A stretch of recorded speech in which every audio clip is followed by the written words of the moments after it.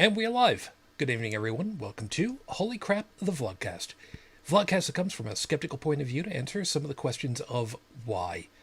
Vlogcast started as a combination of spite and the Streisand effect because Dalan, Joey, and I, well, we have, what's the word that I'm looking for right about here, Dalan? Beef? We have beef.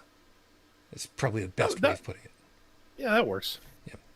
With stuff, and well, there's only so much you can hold in. Part of this is to follow through with the old adage, sometimes the journey is more important than the destination. I'm your main host. I am known as Shujin Tribble all over the place. You can find me pretty much everywhere under that name, Shujin. Welcome down. I know, we're running a little bit late tonight. There's reasons. I'll explain part of that for you momentarily. Top left-hand corner of North America, of course, Dalan. Good evening. Good evening. Speaking of beef, I'll tell you about that in a second. Brigid, Yeah. down to the right in the Midwest of the U.S. Good evening to you. Good evening. Yeah, Dalan, beef was kind of an in-joke right about now because Dalan went ahead and he cooked. Yeah, surprisingly enough, I am capable of cooking for myself and not just, microwave safe meals or whatever. Yeah, I went out today to pick up a few things. I spied a couple of sirloins on sale. So the barbecue got a bit of a workout today. And a little bit. Oh yeah, a little bit. So, of course, as always, everybody, thank you for being with us and for your patience. Of course, if you're watching live, take advantage of the live chat feature, which is over there on my screen, which on your screen, if you're watching on YouTube, is right over there also. Those of you that are listening after the fact, I could reach over and grab the slider and shift it all the way off to the left-hand side or the right-hand side, depending as to where you're listening to. But you know what? I really don't want to be bothered right now, so screw it. And further to the point, that would be my job, and well, yeah, you're not going to do rules. That. Yeah, union rules. Yeah. So, over in the live chat, of course, TP, good to see you. Stephanie, good morning. Yeah, sorry about that. Saturdays are usually my days of getting together with friends. Obviously, with the whole don't go anywhere, that doesn't really happen right now, and we get together on a Zoom call, usually on the weekends, and say hi. Well, I got loose at about 9 o'clock because I figured go from 9:30 until 11:30, which is 11:30 is when I start to get everybody together. I figured that 2 hours was enough time for making sure that any updates that I needed for Windows, because I normally operate under Ubuntu Linux, which for me, if I want to update Ubuntu Linux, it's a handful of commands in the terminal, and just wait for it to download everything and do whatever I want to do otherwise until the terminal window comes up and says, hey, yeah, we're done. Okay, cool. Close that, done. No, man, the update is still processing in the background, and I am currently watching my CPU load to be sure that everything is okay. We were peaking at around 40-60% on the CPU, but, well, the video streaming system says that I'm only using about 7% CPU, so you know what? Yeah, I figured, screw it, we'll just do it live, because, what's the worst that can happen? I know, famous last words, but what the hell am I going to do? So, thank you for being patient, waiting for us. It's been whoopee-doo, yay, just all kinds of, yeah, it is what it is. So, whatever, we're here, we're ready to do our thing, and we will see.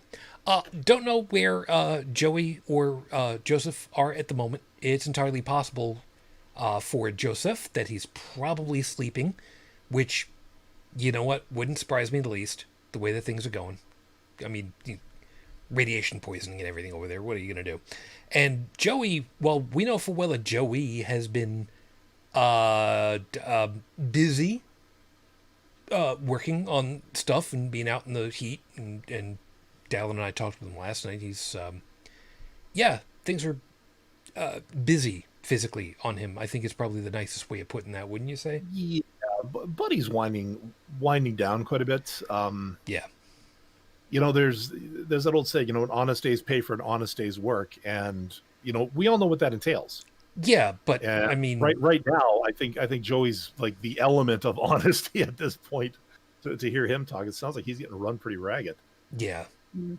yeah. I was gonna make some kind of mention about the old country and honest work for honest pay is kind of went out with Sonny in New Jersey, but I don't know that anybody really knows about that particular situation. Well, you see, So I wasn't exactly going to go for like the Sicilian context here. I wasn't quite going back that far. the only thing the Sicilians are good for is pizza. So my family is from the middle of the middle of the boot. So you know what? Screw y'all. I'm allowed. Uh, Look, to be fair, To be fair.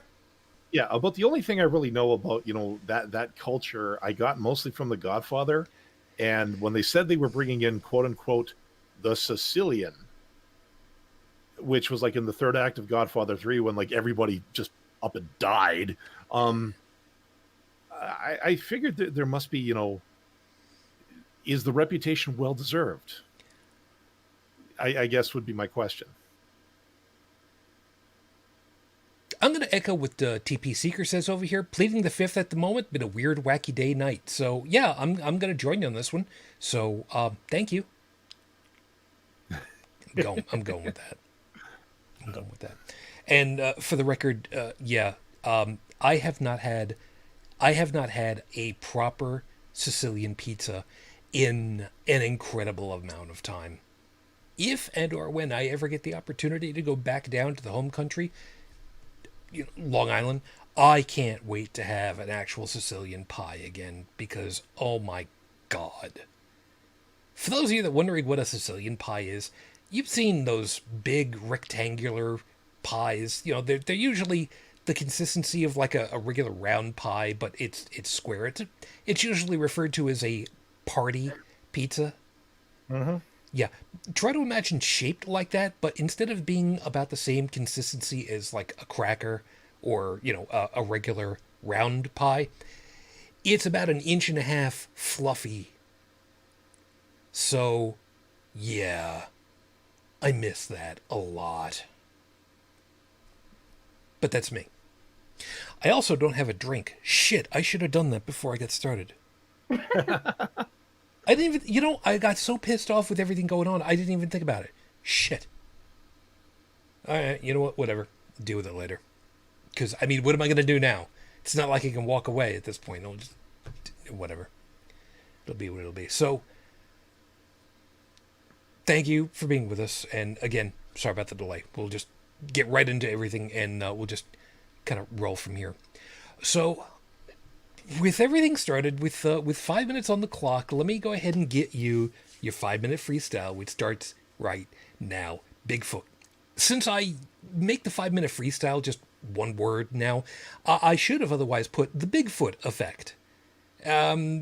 People don't really understand that at the moment, and I'm having a moment where I have no... This is weird. I have no video going on out. Huh. Hi, welcome back. Did we drop anything? I don't know if we dropped anything. I just had a stutter in video. Whatever. So the Bigfoot effect is this. We never see good quality pictures of Bigfoot or video or movies, I should say, of Bigfoot because nobody's got a camera handy. Nobody's got a film camera. Back in the day when it used to be actually still film. That kind of thing.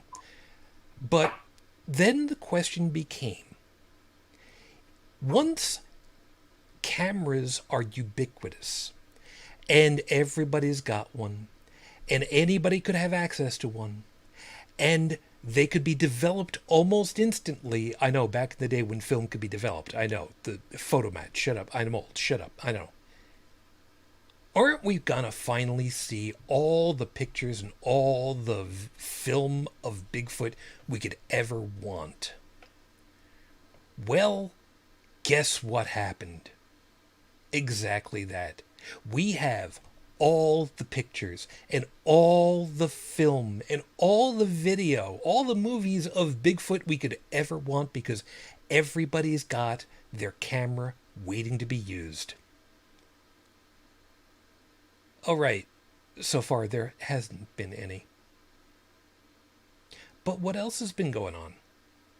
Now that cameras and movie recorders are ubiquitous and audio recordings can be happening at any time, what are we getting?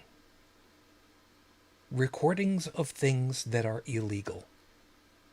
We're getting recordings, pictures, audio recordings, film, video, dashcam video of all the stuff that's been happening under our noses, that's been swept under the rug, whitewashed, as it were. Yes, I intentionally used that term.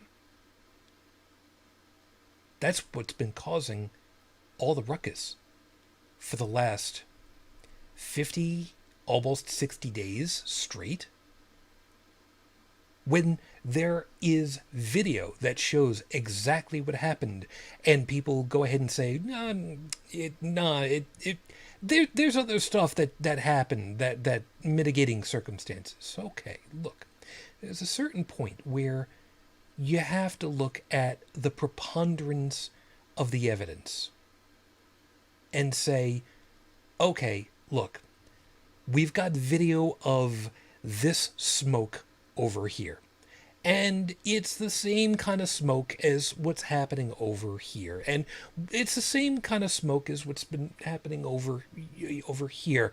And it's the same, you're starting to see a pattern after a little while. It doesn't take a genius to start to connect the dots after a while. Most kids with cognitive problems can start to connect these dots.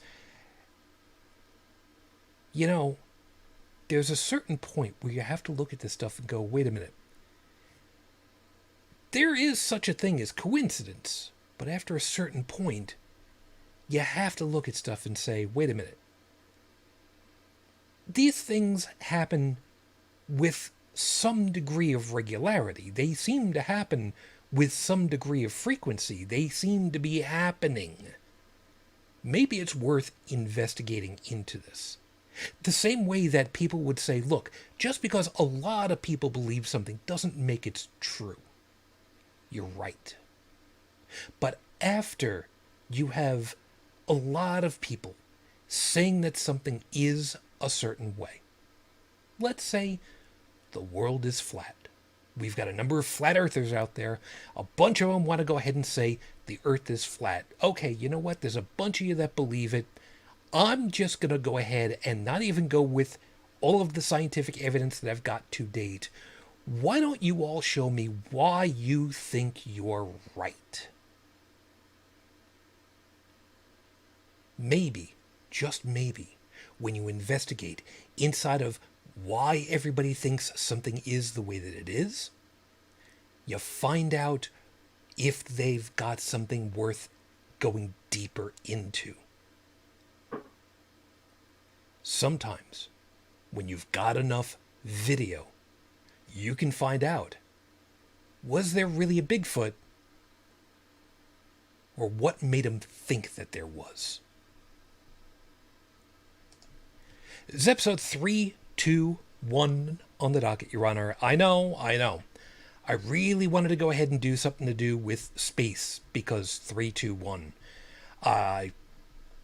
I couldn't find enough information ahead of time to make a nice rocket science joke and brain surgery thing. So I wanted to talk about something that kind of combines a little bit of the annoyance that's been going on of people who have been poo-pooing their whole First Amendment rights. If you weren't in the right place at the wrong time, what the hell you got to worry about? You getting your eye shot out, kid, and all this shit. So I wanted to talk about the wall of strength that's been going on for these protesters, that's been just spontaneously growing on its own, because there is a certain level of, oh my God, thank you, that's been going on for me.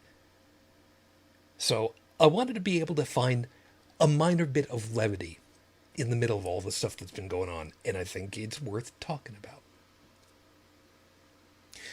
I did go looking up information about Rafe Badawi's condition. Unfortunately, there is nothing new that I've got for you at the moment.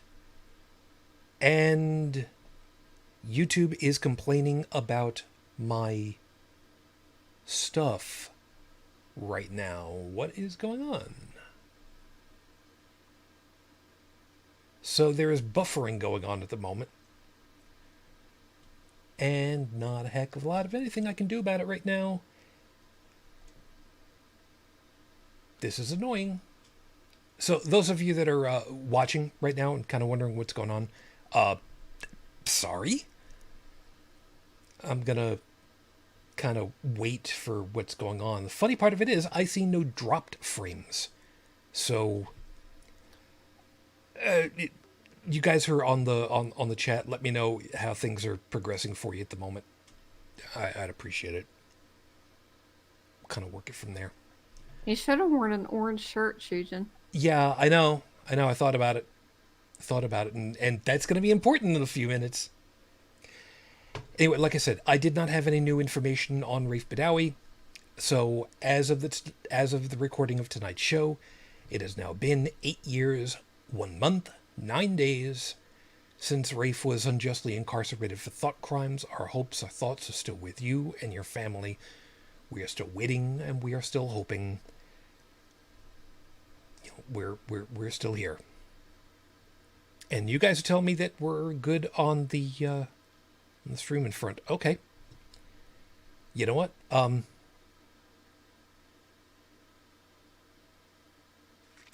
And Stephanie's telling me that everyone's having problems. Might be something with the Microsoft update, so I don't know. We'll wait and see how this plays.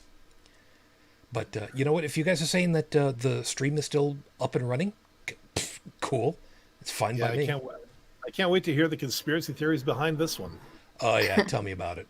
It was aliens. It's always aliens. Yeah, well, we'll have to see how that plays out. On the bright side, how about we start off with the horrible scopes for this week? Because, you know, on top of everything else, at least we can have a smile. And when we get into the other stuff, at least there's a little bit of levity. That's what I'm hoping for tonight. I know things are for shit for the most part out there, but you know what? You can still have just a little bit of levity without having it at somebody else's expense. I didn't tell you guys about it, but I will see. I will type in our chat momentarily when I get a couple of moments. So let me get you started over here, folks. Here are your horrible scopes for this week. Please remember, if you do know what your astrological sign is, cool. Those of you that don't, roll a d12 and pick from the list. It really is just that simple. Good luck on that. And if you've got a d12, better yet, if you don't have a d12, if you've got an Android device, just ask it. It'll do it for you right on the screen. It's really cool to watch that stuff. Trust me, it's cool. Aries, tell that person you love them. You know who we're talking about. The one that you keep thinking would never believe you. One that might laugh at your face. The one that might break your heart if you were actually vulnerable to them. Be brave. Just this one time. Mirror's over there. Good luck. Taurus. Stock up on strawberries, but let them start to go a bit bad. Then get some soil and a planter and make your own strawberry bushes. Imagine being able to grow them in your basement all year round, so long as you install some solar lighting for them. You know, all that time in college learning how to grow weed is finally going to pay off. Gemini. You think you know all the answers, and maybe you do. But like with the senile head of this group, you just don't know what the right questions are, do you? Your arch nemesis in this case is a 4-year-old child from the 1949 Tex Avery animated short, The House of Tomorrow. Senile. Thanks. Thanks. You're welcome. You could have just read it straight. No ad-libbing was that. You know what? Whatever. Cancer Moonchild, your friend is driving you nuts because they don't understand that joke, driving me nuts, is only really funny on International Talk Like a Pirate Day. which is 19 September. So set your reminders now. Just a moment. Yeah, International Talk Like a Pirate Day. That's the thing. Uh-huh. Oh, I know. It is. It's one of the few times where you can actually say, yeah, your leg is made out of wood. And you can go to Krispy Kreme if you're dressed like a pirate and get a free donut, too. Oh? Yeah. Because why should killing yourself cost any money? Am I right? Fair enough. Yes. Krispy Kreme, the only donut in history that gave me stage 4 heartburn. Anyways, Leo, walk a mile in another man's shoes is a thoughtful adage. Riding a mile on a horse wearing pantyhose under your jeans is just smart thinking. Ask anyone that's ridden a horse in the summer in jeans, and you'll hear how right this is. It's true. Virgo. You know, and before pantyhose, I think they actually, used to wear chaps. Yeah. I think that's what they were for. Well, okay, see, the problem... To prevent the saddle sores. Yeah. See, the problem was I went ahead and I did... my mom took me to learn how to ride a horse. And I rubbed the insides of my knees so bad that I had road rash. And I couldn't take my pants off because the plasma had adhered to the... You know what? We'll talk about that later. We'll leave my medical stuff. I was young, going on. Yeah, no, I understand what you're talking about. Virgo. There are 2 types of people you should listen to because they are always truthful. Drunk philosophers and inquisitive toddlers. Both are difficult to understand, but you will still get amazingly lucid thoughts on the world at large. Just watch out for sporadic projectile vomiting. Again, it's true in both cases. Libra, your next career has been a long time coming. Professional skeptic. Yeah, you don't believe us, do you? See, you're natural at this, man. You didn't need us to tell you. It's all good.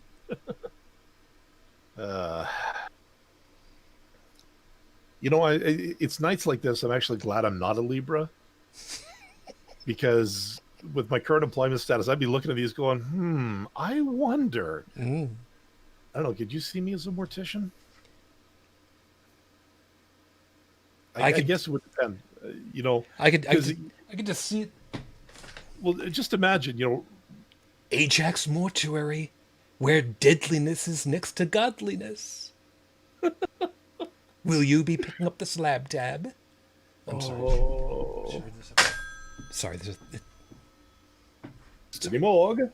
You kill 'em, we chill 'em. Some go to heaven, some go to hello.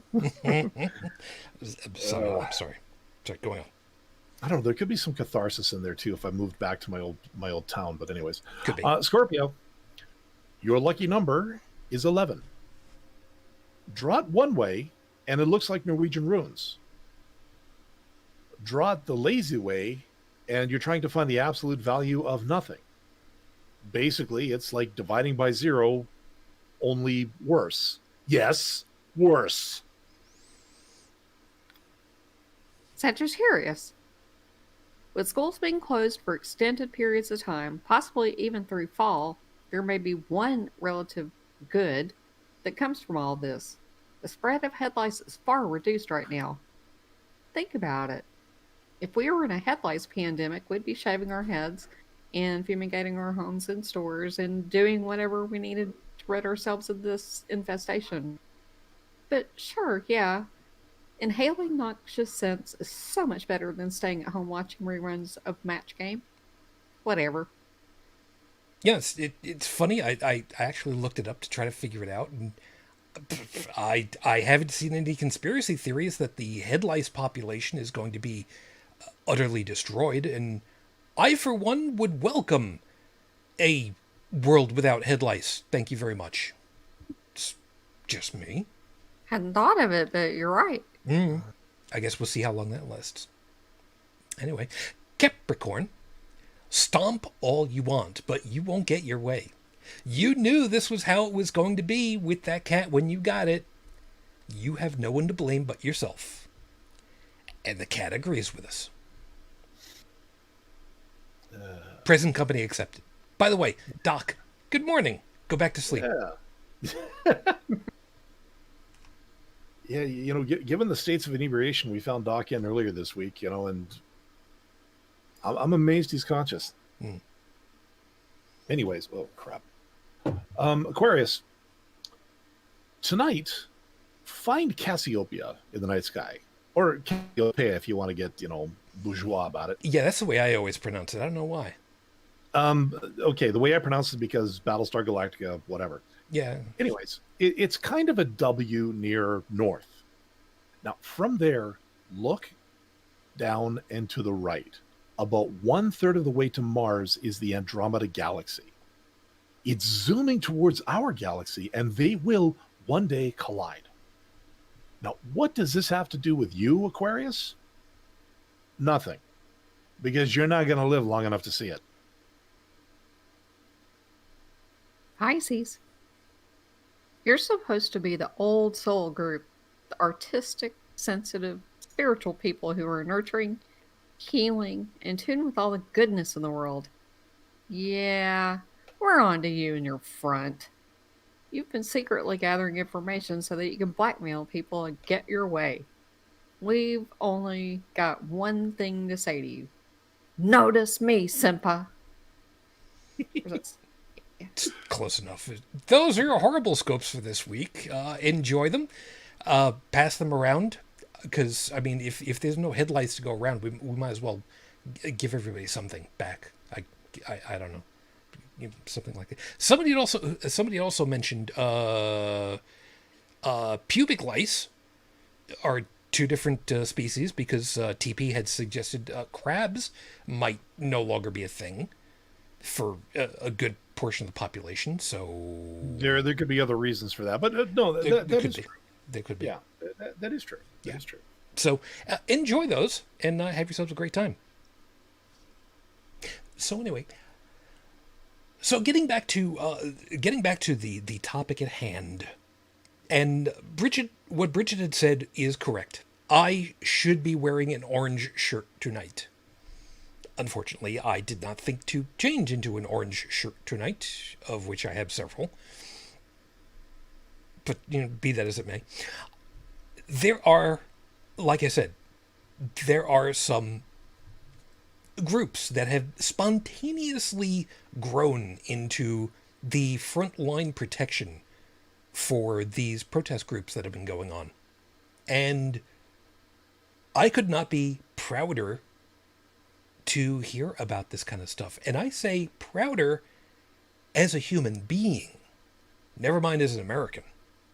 Because right now we're kind of the laughingstock of everybody else for the most part. Although Dalan would never just outright say it, because he's... Actually, no, he would, because he's just a rotten son of a bitch, and it's perfectly fine because he's honest. I have said it before. That's the thing. When one of the atheists in the group looks at you and goes, "You all need Jesus." Yeah. There's a problem. It's a point. There is shit brewing down there, and honestly, somebody could tell me the sky was blue, and I would honestly have to do a credibility check on that person just to make sure that they weren't either lying, trying to get ratings, trying to get attention, or trying to mislead me over the fact that the sky has now gone red from all the spilled blood or something. I don't know. Yeah, that would be... come to think of it, if there was enough blood in the air to turn the sky red, I'm thinking that would be at least enough iron to forge a sword. So... I don't know, man. It could be... Not exactly the kind of precipitation I'd be looking for. But No. But on the bright side, you shouldn't be having that much blood-borne precipitation. I mean, you're relatively close to the ocean. It's if it's flying in from the ocean, it's probably because they blew up another whale on the shore of Washington again. So people know about that one. I don't know. Anyway, so here's the deal. A while ago, we had heard reports, rather unsubstantiated, but they were still heartwarming to a certain degree, where the folks who were part of the Black Lives Matter protests, I was going to say brigades, but, protests, when they were being threatened down by riot police while in the process of marching, just marching in protest, not doing anything else, not spray painting anything, not throwing noxious which, by the way, okay, let me okay, I'm going to pause here for just a second, because I want to get something out that's been bothering me for days and days and days before we really get to all this part.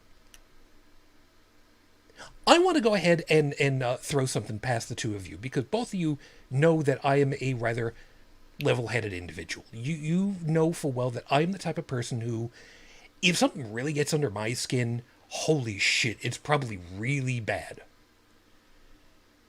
Knowing what I know, and knowing full well that a high school level of chemistry knowledge would be somewhat dangerous, why do you think that the Black Lives Matter protests have not yet made homemade noxious chemical bombs to lob at the riot squads? Things like, I don't know, homemade chlorine bombs, for instance.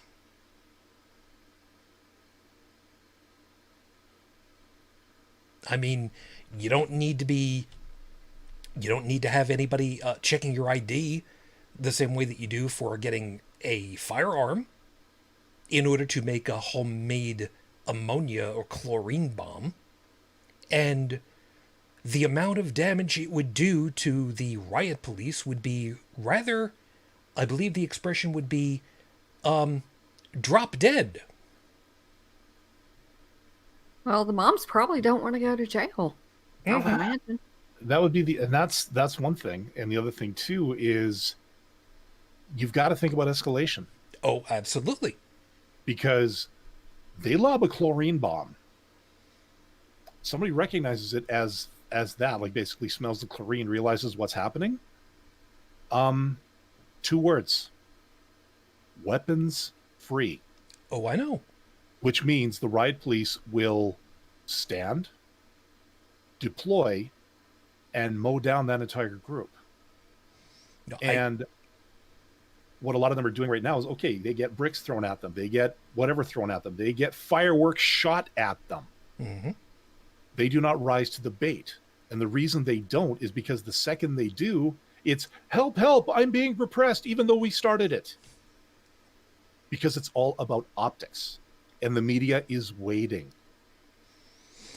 Yeah, there is that. By the way, over in the live chat, Dreamy Cloud, welcome down. What are you watching? Yeah, Red Pill conspiracy theory? No.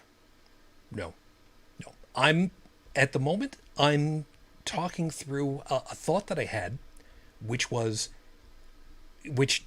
has properly said, the whole problem of escalation is a big bad thing. The wind going in the wrong direction, you're right, that would be a really bad thing. But the whole escalation thing, well, when the escalation begins on the opposite side, well, when riot police come in with tear gas, breaking up a violin concert, a violin vigil, you gotta kind of wonder who's gonna end up escalating further. Because I really wonder sometimes, You got a source for that one? I'm curious. Yeah, I don't remember. There was a high school kid that was killed, who had taught himself violin, And in a park, a bunch of folks had gotten together to play some music. There was violins, double basses, and they were just in a park playing music in this kid's memory. And the police came in and said, "Yeah, you know what? We're just going to go ahead and shove everybody the hell out of here." Oh, okay, I got it. Yeah, I got it from, I don't know how good this source is, but yeah, Elijah McLean Vigil. They broke it up. He died as a result of a police arrest in August last year. Mm-hmm. So the cause for the vigil had nothing to do with the current situation. But if I remember right, it was like an anniversary thing to bring their thing back to say, look, we still remember you. Yeah, no, I get that. So so we'll see where that. That's a little more to that. I mean, it could have been COVID related, or at least that's the excuse they could probably use, or something. Yeah. So back onto the actual topic. What's been happening is that originally the one that I had heard about was how the Black Lives Matter folks had called for the. I might be remembering. Sorry, I may be misremembering the call to action, which was white wall. And the folks who were Caucasian came to the front, locked arms, and they were the first wall between the Black Lives Matter people and the riot police who wanted to do, I believe damage is probably the best word that I could use for it at the moment. But that was the first one. And it's since grown just all on its own. Very recently, we have gotten the moms who came out in force, who did the same thing. They locked arms. They identified themselves by wearing yellow shirts. And they walked ahead. They were the next wall. Behind them, wearing orange shirts, were the dads. The best goddamn part about this, and the whole reason why I said I wanted to talk about this, because there was such wonderful, absolutely ludicrous mirth to be had with this, was that the dads came out there with their self-powered leaf blowers right behind them. And I heard about that, and I was just like, you know what?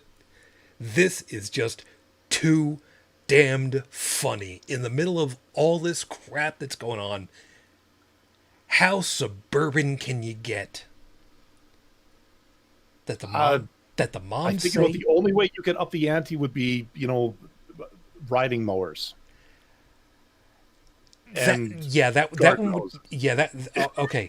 Okay. First off, the Bluetooth garden hoses, I can't find any of those right now because they're out of stock apparently over at Lowe's. Riding mowers, that's probably not such a great idea. But you're asking how much more suburban it could be. That's true. I just threw it out there. That's all. That's true. The reason why I found this, I'm sorry. And then there are the otherwise unaffiliated folks that have been out there with just good old-fashioned black umbrellas to, help protect in that. And I just heard just a couple of days ago that the next wall ahead of the bombs and ahead of the dads and ahead of the army of umbrella-toting folks are the disabled vets. The guys who are just out there saying, nah, man, I've given my time. I took my oath. I'm not done yet. We're out here because This is what we swore an oath to do, and we're going to keep doing it, even off the clock. And Brigid, I have to believe that hearing about this one is giving nice big warm fuzzy. I wish I could be out there with them. I hear you. I hear you. And TP saying first time that you heard about leaf blowers. I'll give you a funny. At first, I thought, where the hell were they going to get extension cords that? Oh, right, they're gas powered. Gas Yeah, powered. Yeah. Yeah. Yeah. Let me tell you, tangentially related to a leaf blower, Mm-hmm. the weed whip. But you know what I'm talking about, Yeah, right? Yeah, weed whacker. Yeah. Yeah, weed whacker. Okay, I used to use those. I used to use gas powered ones at a job I used to work at, and yeah, let's just say the amount of torque those things had makes me think that those leaf blowers were pretty freaking effective. Oh yeah, absolutely. Shit, as an aside, by the way, as an aside, I don't know if you'd seen this one.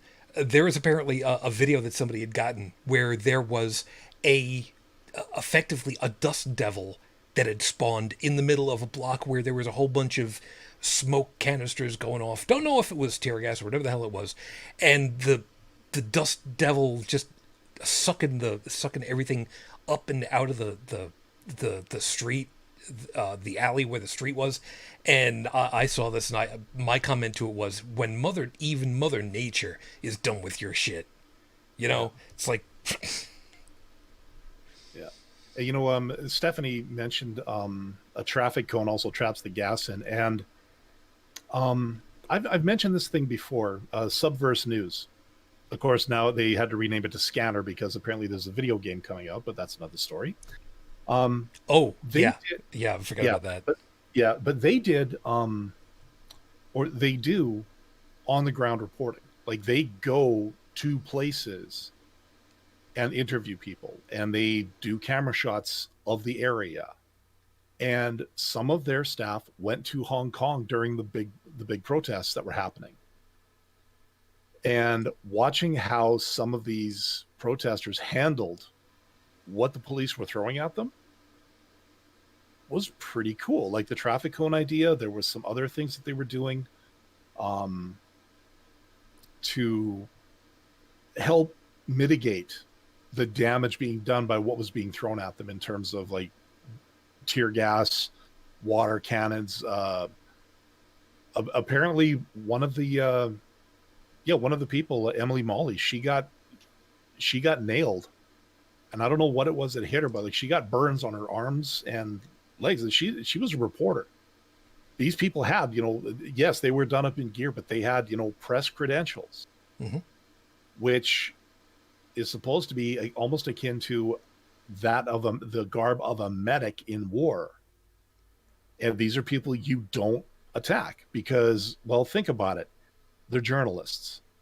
If you attack them, how do you, okay, and I'm not giving out any suggestions here, folks, but if you attack them, you better kill them. Because what they can do when they get back to the news office and write that article, you're boned. Yeah, that's the good part about your cause is boned. Whatever it is you stand for, if you were the one that fired the shot at the journalist, your cause is, unless the journalist is a complete and utter, devotee of your cause and, tries to play it off as an accident. Your cause is basically sunk in the media at that point. Yeah. In the day and age of instant telecommunication, though, that's not even a possibility. There was a news crew from Australia who were on the grounds in direct communication back with the studios in Australia, and they had live video going, live audio, and they were seen being hit. The press has been attacked.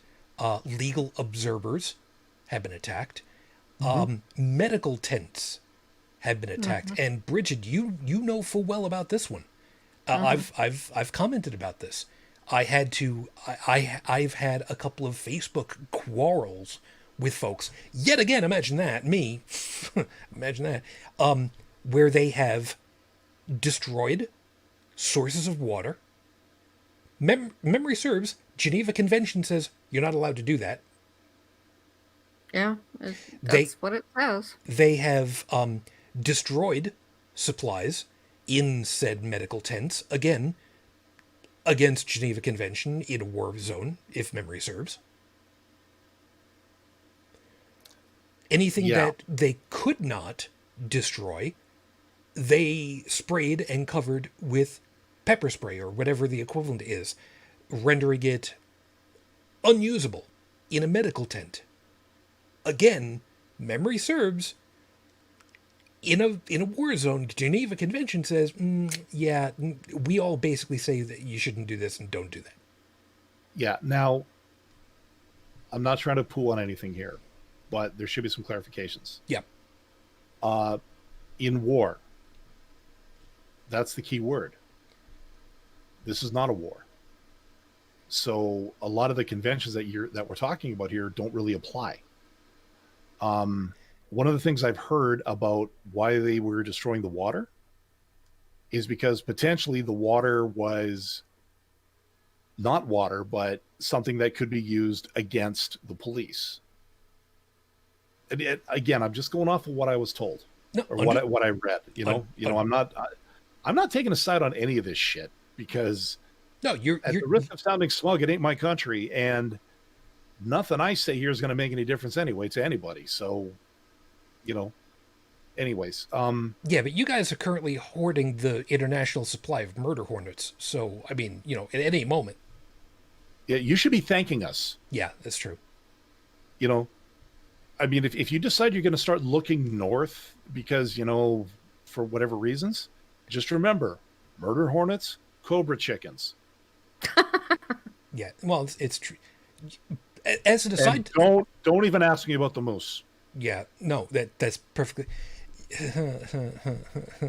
Yeah, moose that are 2 stories tall. That's a whole other thing.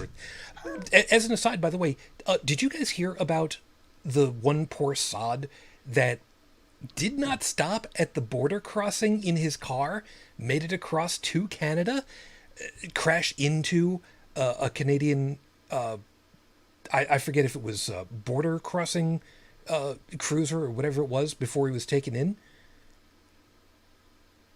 First I've heard of it. Yeah, apparently he was probably hopped up on a lot of recreational chemicals that he shouldn't have been.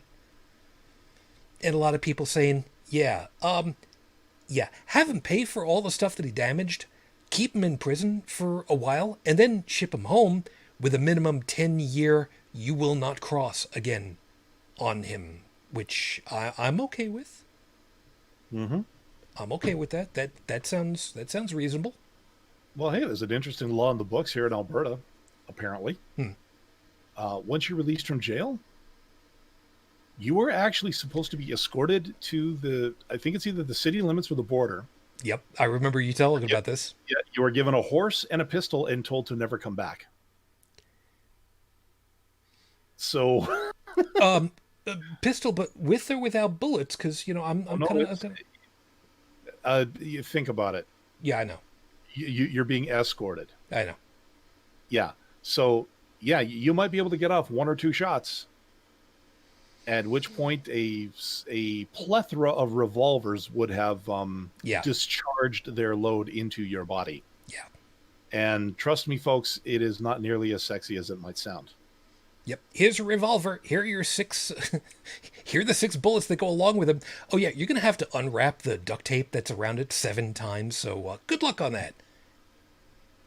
Yeah. You want to make sure that somebody can't unwrap the bullets in time. Yeah, couple of dozen rolls of duct tape on that'll do. It's anyway, a Canadian thing. I'm sorry. It's 3. Whatever. Move it. So yeah. The destruction of things like water and other things like that. The suspicion was that this was not something to refresh or to help protesters, but it was to arm rioters. because I call a difference between the two. You know, protester, you want to march, you want to wave a sign, you want to chant, you want to sing, you want to dance. Fine. That's First Amendment, the right to assemble peaceably. I believe that's what the term is. Close enough. When you pick up a brick and you start bashing things and you start spray painting things and you start setting things on fire, you are no longer a protester, you are a rioter. And at that point, I think the game changes. And that's why you bring in the riot police. Now, if the riot police are going after protesters for singing and dancing and waving flags, that is out of line. I agree with you on that. Yep. Again, the brick is tossed. The Molotov is tossed. As far as I'm concerned, at that point, it's game on. Because they are now breaking the law. Yeah. And I don't care about social contract. I don't care about how angry they are. The second you start destroying things and attacking people or shooting people in cars and then walking up to them and going, "Oh, you're still alive." I'm sorry. I really don't have any sympathy for people like that. And I would tend to agree with you. But there is also the small problem of, well, like you said, escalation. There is a certain point where you have to look at this stuff and go, okay, you want to go and you want to isolate the rioters and pull them in for destroying property? Okay, I'm on board with that. You should not be destroying property. You should not be stealing. But that also doesn't give you full right to, well, fire indiscriminately into a crowd. And the fact that that's been happening when there is no rioting going on, that's a problem. And that's kind of the whole reason why all these groups have started. Yeah. On that, I will agree. If the police are trying to use, some kind of forcible intimidation on an actual peaceful protest, yeah, that's out of line. Yep. But what I'm saying, but I refuse to conflate the two of them. I refuse to label somebody who's basically setting shit on fire and firing off bottle rockets and stuff. I refuse to call them peaceful protesters because that is not peaceful, nor is it a protest. It is a riot. It is malicious, and it needs to be stopped. And I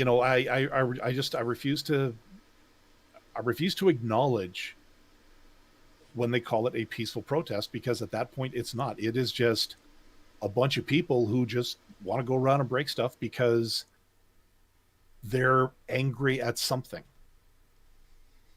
These days, I'm not even sure what they're angry at.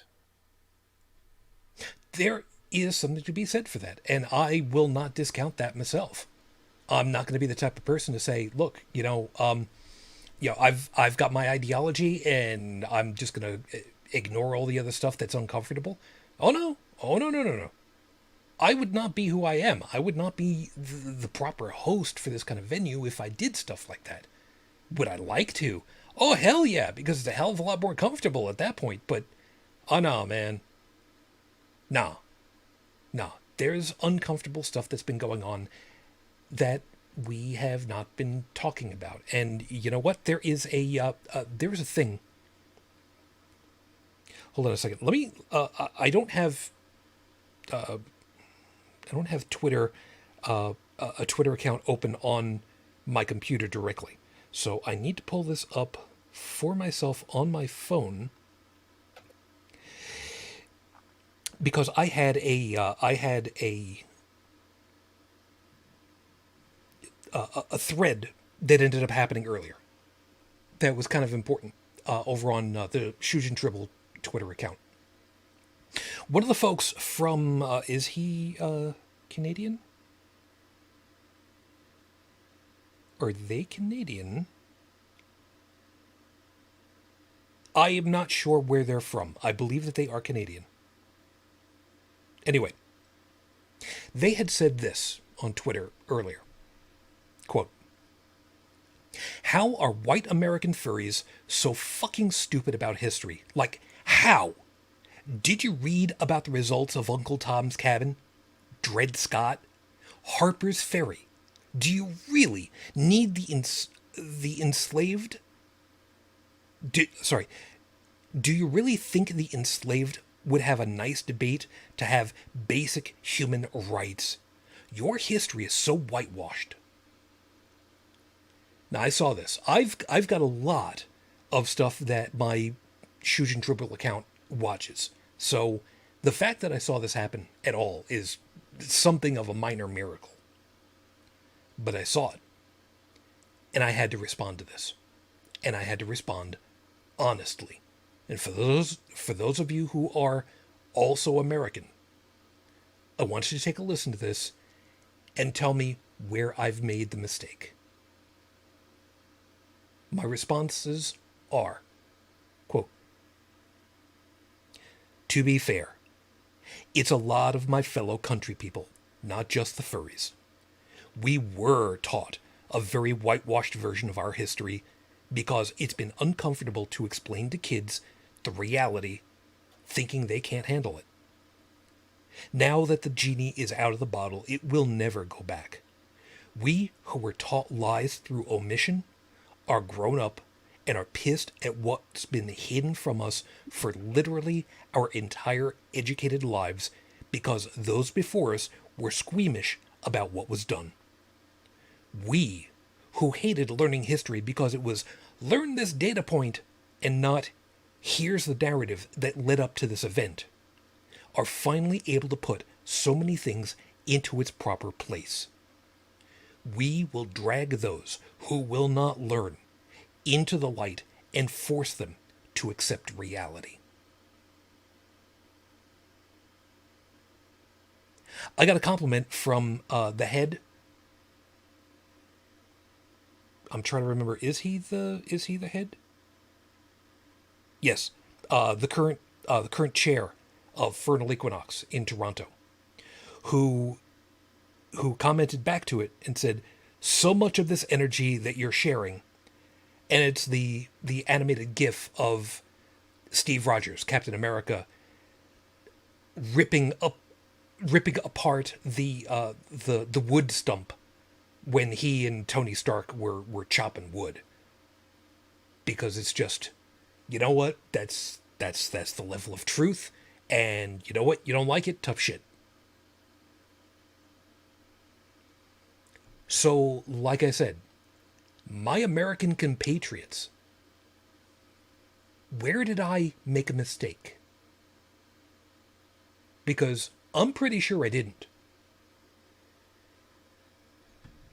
You know me, I'm vain as all hell about a lot of things. Including and especially when I'm right. We were taught. And we had stuff that we were not taught. And we were lied through omission. And it's not just about sex. It's about our history. So, all the stuff that's been going on, it's been brewing and it's been simmering, and we never got the opportunity of putting all the dots together because it wasn't a matter that we didn't remember history. It's that we were not allowed to forget history because it wasn't given to us.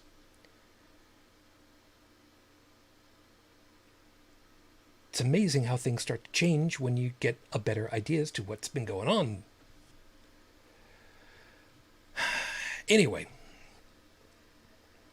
so now that we know, now that we're getting these pieces together, now that we're finally really, truly, properly understanding how so many of these things have fallen into place, and we are slowly and steadily getting more and more layers ahead of the protesters, the ones who were actually doing the protesting. Which, by the way, yes, I did see it over in the chat where somebody had pointed out, you know, police groups have been laying out very prominent pallets of brick for no other apparent reason than to entice people to pick up a brick. Yeah, I know. I don't know how much there is to that. I'm not saying that I don't believe it. I'm saying I don't want it to have been that way because that concept is positively heinous to me. Well, And and the other side of it that I was telling TP is I'd read a couple of articles where it wasn't the cops, but it was Antifa who were setting them out for the sole purpose of, as I said before, rioting, not protesting, but actual intent to do damage. see, the problem of it is with that, um, as the head of Antifa, I don't authorize that. So, Um, I don't know why the hell but anybody would be. before you go down that road, I'm being facetious. Well, I know you're being facetious. However, there are branded chapters. There are places where you can buy Antifa merch. So well, to say that there is no Antifa, there's actually also I should try to look for it. The doctrine about Antifa is that if you start an organization, you don't publicize that you are an organization. It is Fight Club. The first rule of Fight Club: you don't talk about Fight Club. which you've just broken. Yeah, but to say that it's not an organization is that's a fallacy. It's There not. is an organization there. There is a branding. There are flags. There are methods. There are skills that they use. And to simply say that, there's nothing to see here, you're fooling yourself. And yeah, I agree with you.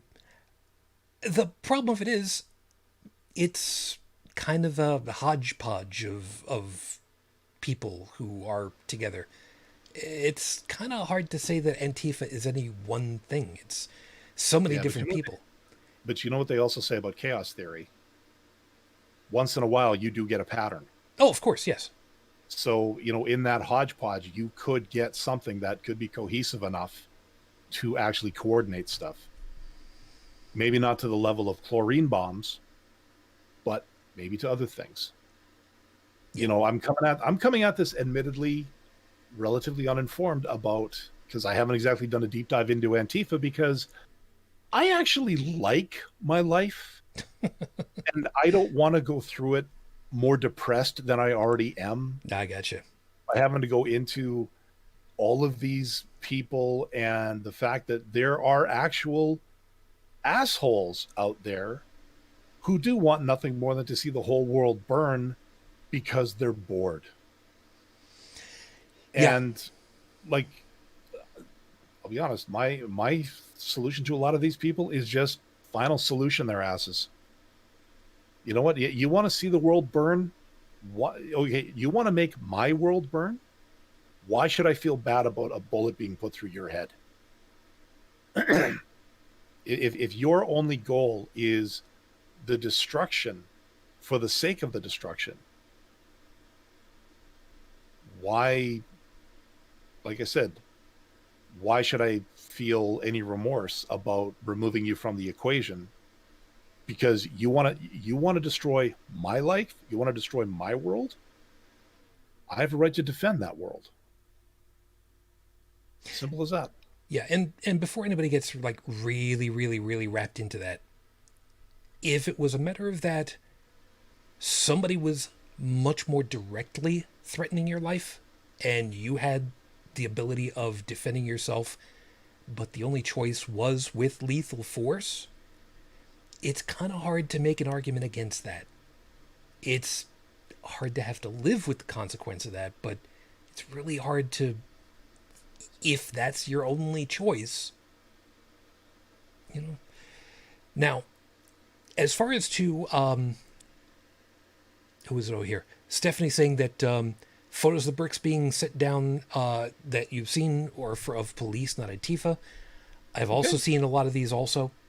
The problem that I've got is that I'm not saying they didn't, and I'm not saying that they did. I've also seen similar, but it's also been, unfortunately, it's been, what's the word that I'm looking for?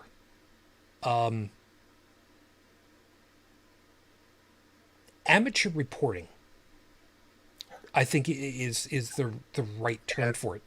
Yeah, basically these are cell phone jockeys. And I only use that because I know that, there are actual journalists that do use portable media in that sense to record their stuff. But I'm talking, the person who, is, well, I can't wait to get this on TikTok. Those people. Yeah, but they're also the people who are, this is out of place. I should probably get a recording of this because something's not right about this, and then start firing it off. For those people, for those of you who are in the right spot at the right time, and you're seeing something funky going on, and you decide I should probably get a recording of this. The great spaghetti monster in the sky protect you, man. No, Good on you. that's Keep fine. doing that. That's fine. But then can I offer a suggestion for step two? Sure. If it's something to do with the city, like, you see a pallet of bricks, next to a building, I think the next thing you should do, instead of putting it on Facebook and going, hey, look at this, there's a riot about to start, contact City Hall or somebody to find out what the hell is going on without trying to cause a panic. Can you do that? And then if they come back and say, yeah, okay, we don't know what's going on, then you run it up the chain. Yeah. Personally, I would be much more of the position of, and I know this is probably a little bit more dangerous than we'd like, actually going out there and protecting it from any and everyone myself. I don't know who these belong to. There doesn't seem to be anything around here that is actually being constructed. Please leave these alone. And the fact that these pallets have been found and they're not shrink wrapped, that is really hanky to me, like you wouldn't believe. Yeah. So whoever put them down, be it police or be it some group looking to cause trouble later on during the day or during the night, for rioting reasons, that's completely out of line. Yeah. Now, that being aside, of us basically telling people, look, you want to protest? Cool. We're right there with you. Don't fuck it up for everybody. Let's go back to the other side a second. People who are protesting, who are peacefully protesting, who are exercising their First Amendment right to a redress of grievances to the government. Generally speaking, we usually associate that with filing a lawsuit and going through the courts. And, well, you know what? When that fails, when the system in place fails, I'm not saying that through whatever methodology. And Lord knows, like I said earlier, you got smoke over here, you got smoke over here, you got smoke over here, you got smoke over here. When the system consistently fails over here and over here and over here and over here, and you have to kind of look at it all and go, what the hell's going on? Even if you agree with it, why is it working the way that it is a really good idea. Question everything, they say. When the police go out there and they say, we don't want you out there anymore, and they end up literally shooting people's eyes out, you kind of have to wonder what the fuck is going on. Brigid, I know a couple of things about eyes. I've got a couple of them myself. I'm pretty sure that, generally speaking, these days, as somebody once put it, you get issued a Model 1 Mark 1 eyeball early in life, and that's pretty much it for what you got. Yeah. The last time I remembered, there are... They don't grow back. Yeah. Yeah, and the prosthetic ones that they're trying to incorporate being able to send images through to the ocular nerve, it has been Well, Doesn't work. well, it's like trying to work. Well, it's not that it doesn't work, but it's kind of like what's what I'm looking for here. It's like trying to send an Atari 2600 game through a 1400K monitor. It's there, but it's not comfortable. It doesn't really work real well. You got light and dark, and that's pretty much it. The fact that they can even do that much, by the way, is fucking amazing. Let me tell you. But yeah, you can't exactly replace the eyeball currently with anything other than Sammy Davis Jr. levels of replacement pieces. Can't restore the vision to what it was. It's just not going to happen. No, no. And people. Well, the thing that concerns me with all of this, and Dalan may or may not agree with me, I don't like the fact that they're sending contractors in with no name tags, no identification, and they're probably the ex Blackwater. I don't know what they go by now, XE whatever. Those people, and they don't have the correct training in this kind of an environment. Um, they don't have training in crowd control. All they're doing is escalating the situation, and I think it's sketchy as hell to have people in that you cannot ID. If they do something, you can't file a report because you don't know who did it. Yeah, when a third party, if they've confirmed, if a third party contractor has come in to do whatever it is that they're doing, that is again completely out of line. And I know what you're alluding to, and I know there's talk about this Operation Legend that we've been hearing about, and I've done a little bit of looking into this, and it turns out there are two current operations going on in this whole thing. There's one called Operation Diligent Valor, which is the defense of the federal buildings by federal troops. And then the other one, Operation Legend, is the FBI, ATF, DEA, and Border Patrol. Actually, no, that's part of Diligent Valor. That's CBP. Oh, sorry. Yeah, that's CBP, ICE, and there was another one that I talked about. Oh, DHS. Those guys are like, and the federal marshals. Now, those guys are doing federal jurisdictional stuff, supposedly in federal jurisdiction, which is the buildings. Supposedly. And yeah. Again, I'm not. No. I'm agreeing with you. Yeah.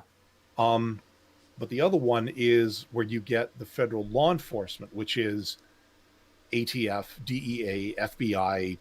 I think that's all the ones that they have, who are now supposedly working with local law enforcement. I mean, and it's like what you see on TV.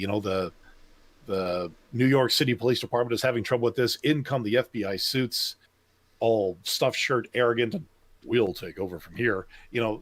Type of thing. How true that is, I don't know, because I stopped watching TV when I realized how shitty it was. And Stephanie, admittedly, yes, you're correct. Stephanie's pointing out those vans are roaming far from federal buildings. Agreed and accepted. Don't lose focus of that. We'll swing back around for that momentarily. Yeah.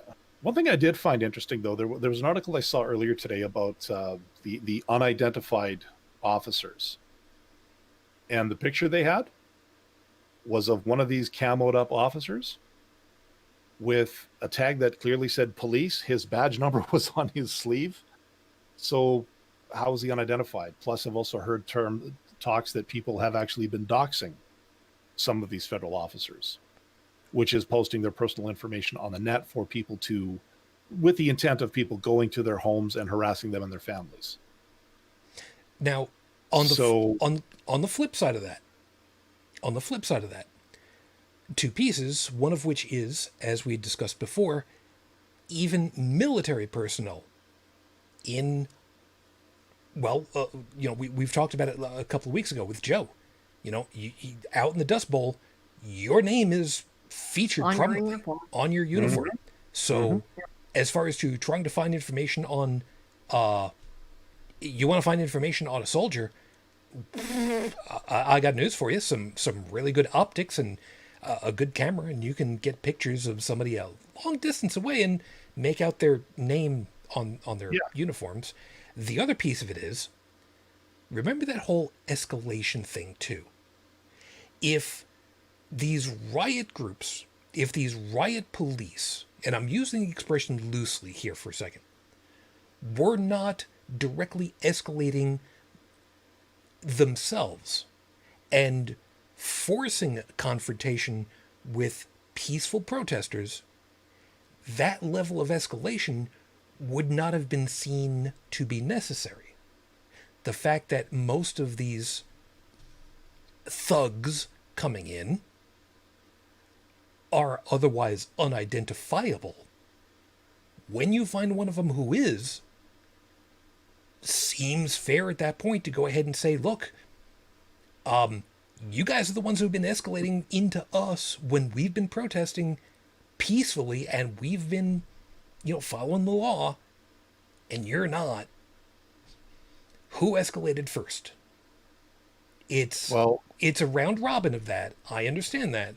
And it's kind of hard to try to figure out where the tail end of that is and the head begins, but where escalation is, it's not the same level as having an eyeball shot out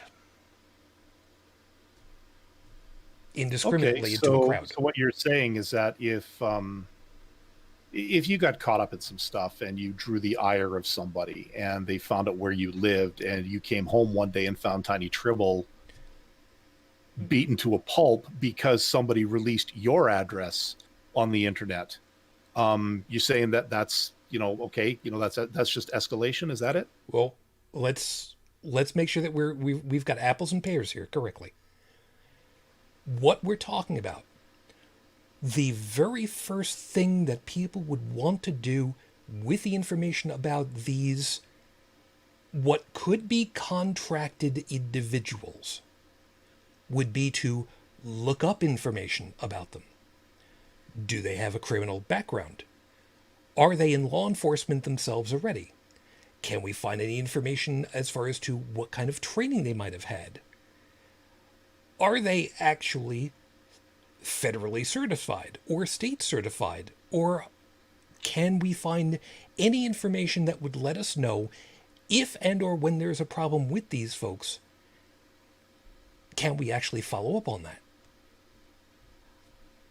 My question is, if it were a matter of doxing somebody's information who is in a professional capacity like this, would you feel more comfortable with the information being put out there for somebody associated with, blanket statement here for a second, somebody associated with Black Lives Matter, or somebody much more associated with, let's say, the Proud Boys, for instance? I would much rather have my information out there because the Black Lives Matter folks were angry and upset because I believe that my life would be less in danger from them directly than from a group like the Proud Boys, who would be much more inclined to shoot up first and ask questions later about, what do you mean there's only cheese pizza in this place? I thought cheese pizza was a standard issue for child porn. What do you mean there's nobody here that files? Sure, yeah, go ahead, take. I'll go into custody now. Thank you very much. There's a reference to somebody a while ago about that. That's an awful lot of references there. Yeah, I know, and I'm terribly sorry, but right now it's a little bit late. I'm a little frustrated. I didn't have anything to drink, so my head's going a couple of thousand miles an hour right now. I'm sorry. That's me right now. I'm sorry. Yeah, and Stephanie's saying, dig up the IDs and pass along to the ACLU, except that's not what happens. Isn't This it kind though? of information, no, this kind of information gets around, and then it's not used to do a background. Okay, these people are not doing background checks on badge numbers. They're trying to find these people so that they can go to their homes and terrorize them, make their lives hell, be it bang on doors, throw bricks through windows, terrorize their families, maybe even assault them. There are people out there that are doing this strictly for malicious reasons. And to say that they're unidentified, and okay, so fine. So maybe some of them covered their stuff up. So does that suddenly mean that the one guy who's maybe doing his job and he actually has his badge out there, he's the one that's going to get assaulted because somebody else decided to cover their badge up? So what is that? Beating up Peter to punish Paul? Is that what you're getting at now? Question one. What's the purpose of preventing these people from identifying themselves? There should be no purpose. There should be no reason for these people to cover up their identity. Now, I want to bring up another thing. I think it was the mayor of Chicago went to court to sue these people, apparently, that where all of this has been going on, these unidentified officers. The evidence presented before the judge didn't show that they were unidentified. They actually clearly showed this was the video evidence that was presented to the judge by Chicago. Wait, I think it was Chicago. I can't remember off the top of my head. I thought for the moment we'll just say some city, because I don't think they've invaded Chicago just yet. But I'll have to find out. Be that as it may, anyway. Anyways, the judge threw the case out because the video evidence that was provided by the plaintiff clearly showed that the officers actually did have identifying. They were identified as police. Their badge numbers were visible. So if the evidence that's presented basically owns the plaintiffs themselves because what they claim wasn't true, so can we say they're unidentifiable? Was there any other evidence out there to state that, yeah, there were no markings on these people? It's a good question. And what I'm getting at is that what I said at the start of the show, where I said if somebody in the U.S. media told me the sky was blue, I wouldn't be able to trust them. Because right now, I honestly don't know. I couldn't tell you who's telling the truth down there right now. I couldn't even tell you what the facts are these days because everybody's got a spin. And you talk about people shooting video. Yeah, they'll shoot video and then they'll edit out maybe the trailer or the leading 5 minutes before whatever the incident is. They'll post that and spin a story. But then if you go back and you see the actual 5 minutes before that flashpoint of the video that was posted, you suddenly realize you're full of shit. And what do? They double down. And this is what I worry about, is that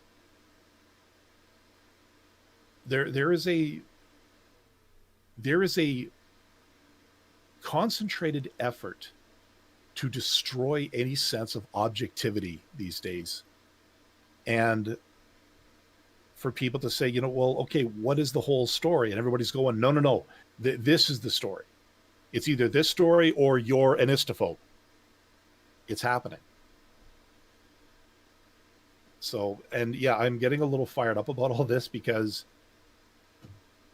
well, again, I mean, well, mostly I don't want to see it come north.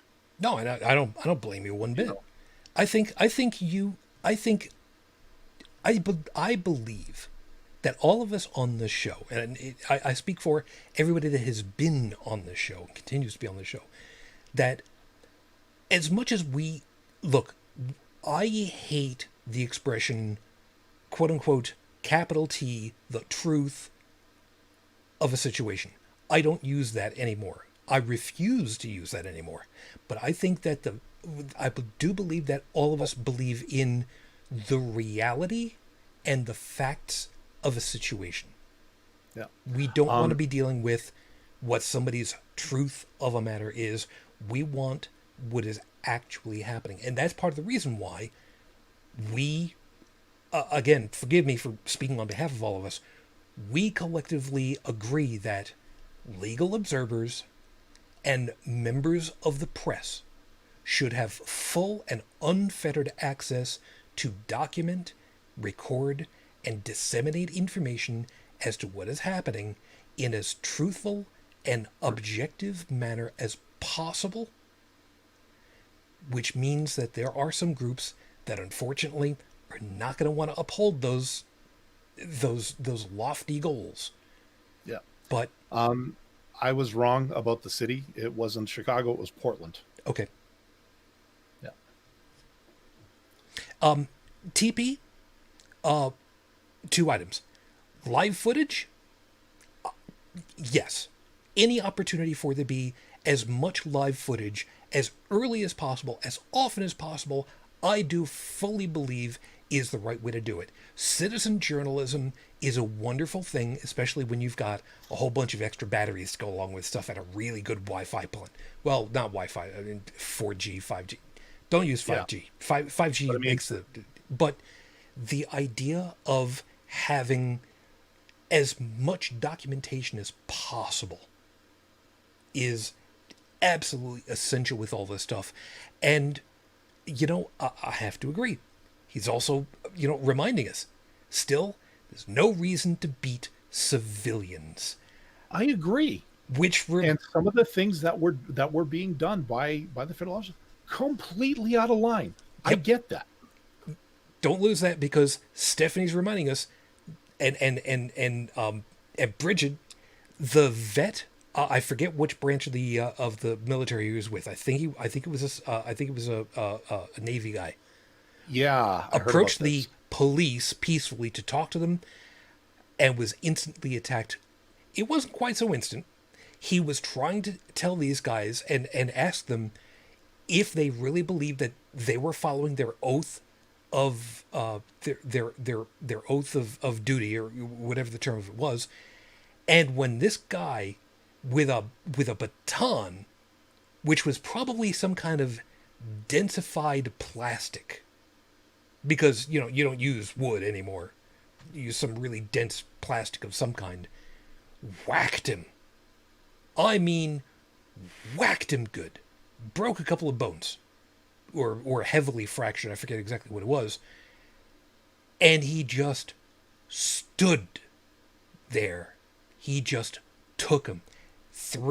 I think it was 3 good hits before the guy finally just realized, well, shit, he's not flinching whatsoever when I'm hitting him with this thing. What the hell are we gonna do? And somebody else reached over with a can of pepper spray or whatever the hell it was, got him right in the face, from 2 feet away. Yeah. So I think what happened there, and again, I'm not defending anybody on this, but I'm just trying to throw a supposition of context out there. Mm-hmm. He went up and questioned their oath, said, "Are you sure you're doing the right thing?" So now you've got the military guy questioning the authority of the police, which or whatever branch they actually are, because it's really which is kind of military light, really. There's a dick measuring contest going on there. Let's not lie. True that. Yeah. So I think what happened is that when the veteran actually started, questioning these people, I think the other guys just took offense to it and decided, you know what? Yeah, we're going to say that you're rioting, and then just proceeded to beat the crap out of them. Yeah. One second. Brigid? Hun? Mm-hmm. That dick measuring joke. That was a joke. That was funny. What? No chuckle. No nothing. No, I just accept it as fact. That's what goes on. You know what? Saying that you just accepted it on fact is actually funnier than the dick measuring joke itself. Wow, that's okay. That's what guys do. Well, It's all who's I got the bigger don't- dick, and they wave it around proudly. I And it's don't- like, put that thing away because we don't really need to see it. I Okay, don't. okay. You know what it is? It's a more violent and more armed debate over New York versus Chicago pizza. Okay, see now. Now, I say that because no, Sicilian is on a whole nother level. So we don't talk about that one because there is no comparison. Okay, we're not going to get into a discussion between New York pizza and Chicago kiddie pool marinara sauce thing. We're not going to get into the middle of all this, but it's shit. Well, Yeah, but that's what I'm saying. I honestly think that it could be that one of the reasons why the enforcement officer, let's just go with that because like Fine. you said, Fine, we'll go with that. took a swing at the Navy guy was because the Navy guy was probably talking to this and maybe asked a question that maybe triggered the guy. Now, again, I'm not defending the guy's actions. Just trying to figure out, okay, like what sets off some of these people. And again, it also goes, TP, I think this also goes back to what we were talking about with training from a few shows back, where a lot of these people, local authority people, are just not properly trained to do their job. True that. And, and it's, I can kind of understand why, because, okay, you've got New York City, how many millions of people stacked on top of each other? You need a lot of boots on the ground and cars in the street to be a presence of law and order. And if the academies aren't pumping out enough good candidates because of restrictions, you start dropping the kind of like in the education system. Like, okay, this person can't read, can't write, can barely speak the language, has the comprehensive skill of a potato, but let's graduate him anyway because we need the numbers. Okay, and I think it's where a lot of that came from. First off, comparing these graduates to our current commander-in-chief, excellent, well done right there. Two, yeah, like I've seen somebody else put out there, the idea that you can go through a police academy and learn 6 months worth of training, part of which is about the law, versus somebody that spent 4, maybe another 8 years of college, university level learning about the law before they can actually practice law. Yeah, there's a big disparity there. So, there's a whole bunch of stuff right there. And right there is a good piece of the problem, isn't it? The lack of actual learning. You don't get learning, you don't know what the hell you're doing. And the first thing you're going to devolve into is being a berserker. And, like with the dick measuring contest, guy came over, wants to talk, wants to use big words with me. No, just Hassan Chop. Oh. You will respect my authority. That kind of thing.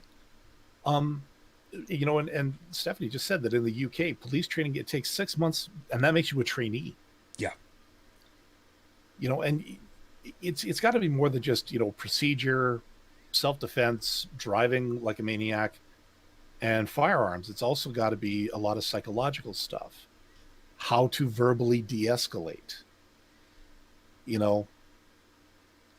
And I mean, I've talked to we've talked about this before when we had Bobby C on about state trooper, and when I was talking about the RCMP and the stuff that they're expected to go through before the gun clears the holster. Yeah, one would expect. Stephanie, please forgive me. In my head, I was specifically thinking of Billy from the Dungeons and Dragons cartoon. Everything is to be smashed with the big stick because that's he's the barbarian. That's what I was thinking of specifically. So I'm sorry. Yes, berserkers were well trained and but I mean you get the bloodlust in them, and I mean just ask Dalan. I mean it's bad things happen, man. Yeah. Do you want to hear something scary, Dalan? Okay. Police training here, at least for the city police, 11 weeks. That's all they get. Whoa, what? 11 weeks. And they're issued a weapon and a shield? Yep. That's probably why they're so crappy. Yeah. What? That's Judge Dredd level That's stupid. insane. It's like, throw them in the deep end and see what happens. No, hell no. Hell no. Okay. Say what you will about how dystopian Judge Dredd is, but Judge Dredd himself, the character, knew the goddamn law. He knew it inside and out. Yeah. Yes, it was absolutely brutal and one would say otherwise extrajudicial in scope, but compared to us now, I've read some of the lore leading up to how that authoritarian state came around, and it was welcomed with open arms because there wasn't a whole hell of a lot else going on that they could do.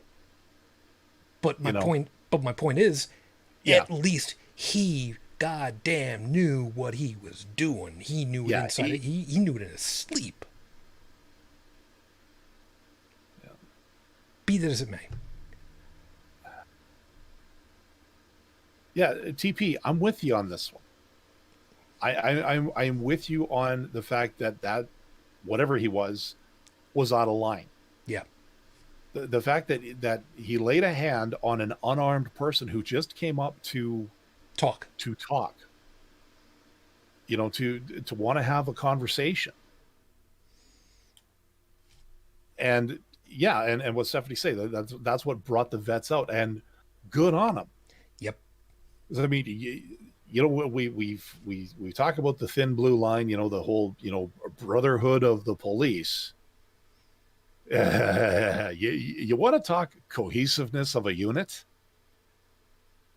You start talking military and how they have each other's backs. Yeah, the cops could learn a thing or five from actual veterans about stuff like that. But I think there's a big difference though between the thin blue line versus the brotherhood with the military. Oh no, I agree. That's what I'm getting at. No. I'm good. I'm with you. So the reason why I'm putting it out this way so that we understand the thin blue line of police fraternity, because there are actually groups that are literally called the fraternity of police officers or variations of that. They are in fraternity with each other to protect each other and the fraternity as a whole. The military, the brotherhood of the military in general, and I'm probably using not a really great word for it, and definitely help me out on this one, Brigid, just a little bit when you can. The overall cohesiveness, the reason for, is to protect each other, to protect the Constitution, and protect the people for which it is there to protect. Am I sounding a little bit right, or am I overly romanticizing it just a little bit? Well, I mean, we did take an oath to uphold and defend the Constitution against all enemies, both foreign and domestic. And as far as I know, a lot of people, still hold to their oaths even after they get out. I've heard many a time where a swabby, a marine, has said, "Once a marine, always a marine." You don't get Yeah. out. You just stop earning a paycheck from them. Which kind of Yeah. sucks, but Yeah, but at the same time, it's really kind of weird to think, "Wow, shit, Price of Right used to be a marine guy. What the fuck, man?" oh boy. Um, Yeah, Drew Carey sorry. was in the Marines at one time. So Yeah, yeah, no, I was looking over my Twitter thread, and okay, so you guys got some problems. That's, uh, I'm that's putting it mildly. well. Oh my There. gosh. I'm sorry. Stephanie just said, "TP. He was a big man who could have taken the man who attacked him and turned him into a pretzel. He did nothing. That is true courage." I'm sorry. Yeah, you know. Yeah, Yeah, yeah, he was one of those guys that you did address him as sir, even when he wasn't in a uniform, because yeah. of the the potential for pretzelification. And at the same time, the guy was in a hoodie and khaki shorts and sneakers. So, you know, looking like Joe average guy, but he planted himself like a tree and said, "No, you move." Yeah. And then he had the gall to just turn around after they maced him in the face, turned around and gave him both the finger. Sorry, both fingers as he turned around, as an ultimate defiance. And I mean, badass son of a bitch right there, man. Yeah, I wonder. I'm sorry. I'm sorry. It was just too No, far. I wonder if those enforcement officers found out he was a veteran then, or the next day, and kind of went, "Oh crap." I would feel much better about them if they actually had an oh crap moment as opposed to he got in the way. Yeah, and which is what I'm afraid may be the Yeah, case. but what I'm saying is that the Oh, I next know. day when all the veterans assembled, they found out that, oh God, this guy was a naval officer. They kind of probably went, you know, we might have goofed. I mean, if he'd said, like, look, I'm a naval officer and I'm asking you this question, I don't think it would have held much weight. But the fact that now you've got the veterans joining in and saying, no, you done screwed up there, son. You know, And Stephanie's pointing out he was wearing a sweatshirt that only military can get. okay. Again, Ooh. I'm coming at this blind because I haven't seen I the did. footage of. I didn't know about that. But No, ooh. but oh yeah, that's Which means either one of two things. Brigid, follow me on this one. Either one, the guys that hit him and maced him didn't recognize it for what it was, or two, they did and completely disregarded it. There, They probably didn't know.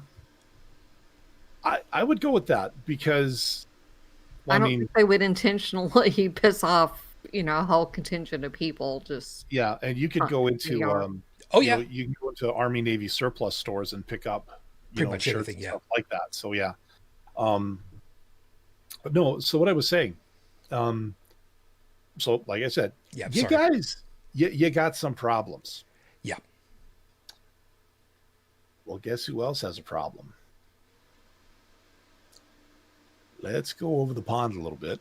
Oh God, you're not gonna heap more on top of this shitstorm that we got now, are you? No, we're going a little bit east of France, little bit further east. We're going into Russia. No, you're right. That's east. Shit. Sorry, I was thinking Yeah, west for some That's stupid reason. way east. A little yeah, bit. from Reuters. From Reuters, Mm. tens of thousands protest against Putin in Russian Far East.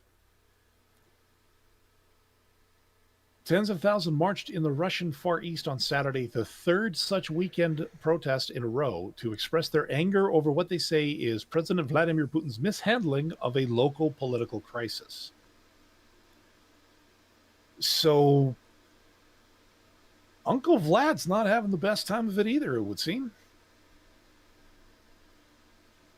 And I would be very interested to see how he handles these protests versus how you guys have. I would just like to see the comparison. Yeah, there's something to be worried about that. Like again, I'm not exactly sitting back with popcorn on this one, thinking, okay, where's the carnage? But it's more like, okay, Putin has. Let's face it, the Cold War is over, but let's face it, things are still a little chilly between the two big powers. A little bit. Yeah, and some of it is a bit of a PR war. So, you know, let's see what Vlad does with his optics. I mean, I think he's definitely more of an I don't give a damn perspective. But still, Yeah.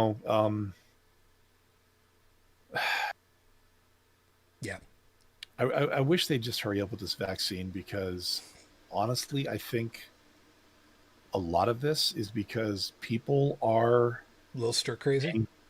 they're angry. They're frustrated because as of this year, their lives got turned upside down by something they had no control over. And they're trying desperately to find either something to blame or trying to find some way to get back to their life as it was, even though it might be gone.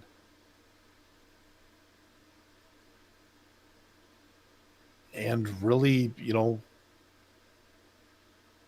I mean, I'm feeling it too. I've been out of work since January, trying to find something, not finding anything. Thankfully, I've had a couple of safety nets happen in my life that have been good, but that won't last forever. And eventually I'm going to have to do something. I mean, I'm not exactly looking forward to flipping burgers at McDonald's, but if it pays more than EI, I might have to take that road, and I don't want to. I'd sooner do something a little more substantial, but like I said, I had safety nets. A lot of people don't.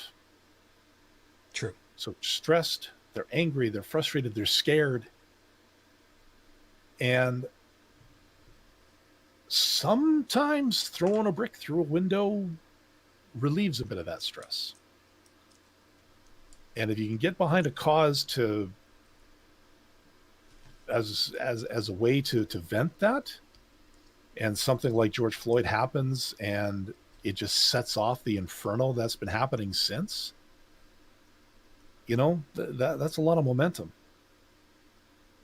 And well, of course, there's all the talk about what's going on with the vaccine, if and when it comes. And some of it is just deliciously diluted. Yeah, there's a piece about that as an aside, by the way. I am in contact with Dr. Sharon from our nice friends over there at furscience.com, and trying to see if we can get her and perhaps Dr. Nuka on with us at the same time to kind of talk into the whole, we're kind of in the middle of a petri dish of science, real time, of learning how to deal with stuff and underneath a 24/7 microscope of news feed while mistakes are being made, and reporting could be a little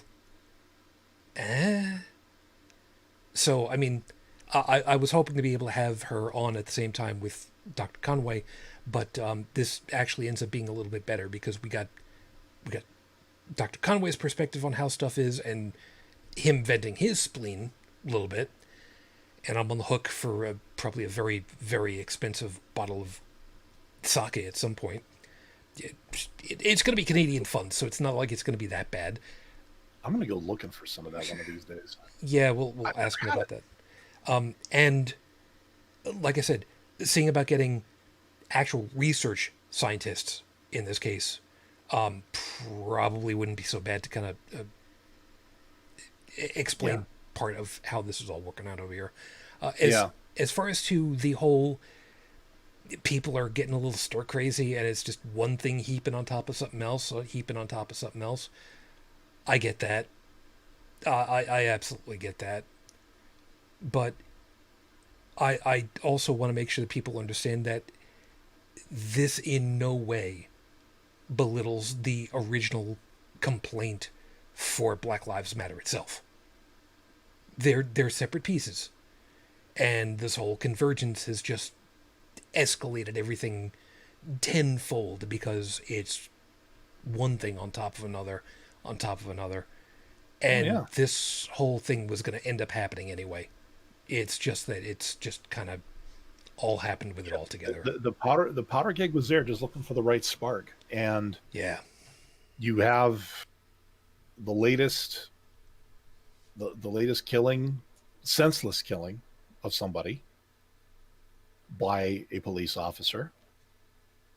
You have the fact that a lot of these people got nothing to lose because they've already lost everything, or they never had anything to begin with. So why not? Why not join in? And you've had some cities saying stay at home. You've had other cities saying go out, be free, and you've got the blood of Jesus on you, and blah blah blah, and all that stuff. God, I hate that one. I know. It's I even know. cringe.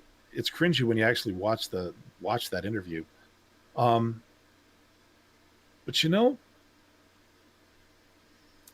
listening, I posted an article in our general chat earlier today about Miracle Larry. He was a man who spent over 100 days in hospital from COVID. 126, I think. 120, 126 or 128, one of the two. Let me see. A lot. See. Yeah, 128 days. 28. And he spent, I think, 50 plus of those days intubated with a ventilator. And the mask thing is happening up here too. Like Alberta just passed legislation that as of August 1st, if you are not wearing a mask in certain places, you will be fined. Like, you will be caught, you will be fined. And I've actually got people in certain Facebook groups who are like, this is training, this is control. They're getting ready for you to be inoculated, and they're going to microchip you. And that is where I had the big thing. And I went out, I called someone on this one. I just said, look, tell you what, you're worried you're going to get microchipped. Here's what you do. You go to the pharmacy, or you go to wherever it is that they're going to be administering the vaccine. Now, if it is a tent flanked by a couple of guys wearing camo outfit, maybe don't go.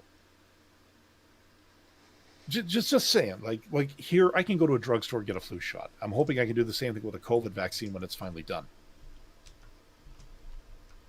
Now, when you actually get a chance, when you get in there and you look at it, look at the syringe. If it looks like something that would deliver a flu shot, i.e. just, liquid with a very thin needle that won't hurt when it passes into your skin, I think you're going to be okay. However, if it looks like something that would inject, that a vet would use to chip a dog or a cat, okay, maybe then you've got some cause for concern. But until that day, just shut your mouth, because I'm sick of listening to you people. I'm sick of the microchip thing. I'm sick of people talking about 5G controlling our minds. I'm sick of people putting things in waters to turn the frickin' frogs gay. Social media is a wonderful thing. But unfortunately, it also brought out just about every soapbox standing, crazy, mentally questionable person who apparently is still able to use a keyboard and I'm just tired of all the misinformation. Yep, there's that. Um, we gotta see about wrapping up over here. But before we do, Brigid, I want to throw something past you, because I'd remembered when I forget when the hell this was. I was a kid, so this would have been like the early to mid '70s. I remember that my mom specifically, I think, is giving you an idea as to how far back this was. We went to the State University of New York at Farmingdale. Wow, damn. That goes back a long time. Holy smoke. Anyway, and they had set up in the, I think it was a gym, an area where there were a whole bunch of just set up wheeling, I don't know, wheeling curtain dividers where a shit ton of people came in, and everybody was coming in there to getting an inoculation at that time. And I'm pretty sure they were using the like jet injectors at the time. The what we would think of as the hypo spray today. Which, oh my god, I would Those love to hurt. see those things actually in use. Those hurt though, and if you happen to move, they would slice you. Yeah. The jet injectors, really? Yep. Yes. Because they're actually they're forcing the stuff through the pores of your skin, and doing so with like a CO2 shot, I believe. Okay. So Maybe it's quick, but it stings like a bitch. Okay. What I was going to ask though was something like that would be far quicker in a mass inoculation device rather than using just standard syringes, and possibly more advantageous from a standpoint of not needing to get rid of a whole bunch of sharps and such. Okay. No? Yeah. I mean, Um, it's what they did to us when we were in the military. Just lined us up like cattle and went. yeah. Like for up here, when it came to the flu shot, like the companies I worked for many years, they would actually have a representative from Alberta Health Services come in and administer the flu shot for everybody there. They would be there for the entire 8 hours of the day for 1 to 2 days to make sure that everybody who wanted the inoculation got it. Um, I I personally like anytime I've gotten a flu shot, I've personally never had to wait in line for it. So now, of course, if and when the COVID vaccine finally comes out, um, I think there will be a mad rush. There's going to be, okay, who gets this first? Um, I will probably wait a little bit, Hmm.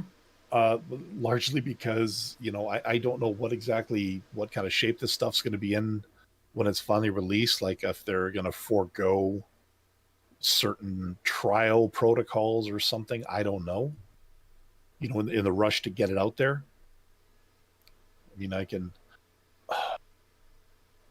I'm okay. with you. I'm gonna wait and see how safe it is. Yeah. Yeah, there's a lot that's gonna kind of go with that, but Yeah. Who I'm thinking, you know what? Let's let Trump be in the first round. I mean, hey, he had hydroxychloroquine put in. Or he actually went on a week long treatment of it to prevent. So I mean, he must be willing to embrace anything. So you know what, Donnie, you first.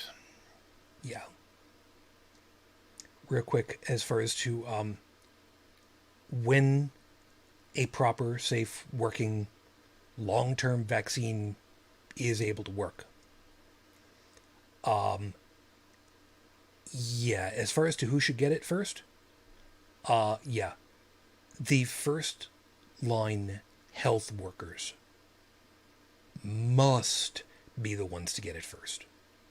That is an absolute must to me. I don't care how much money you got. I don't care what kind of position of authority you got. Those are the people who need it first and foremost.